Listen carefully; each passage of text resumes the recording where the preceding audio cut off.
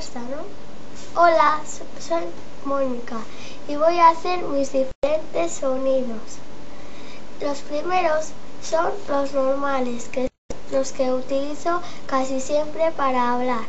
Los segundos son los de pito, que son muy divertidos. Como por ejemplo estos.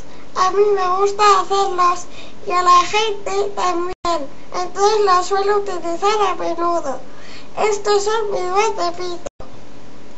También tengo otros como los de ópera, que son estos. Tengo otros que son los de hombre, que son estos. Hola, ya estoy aquí.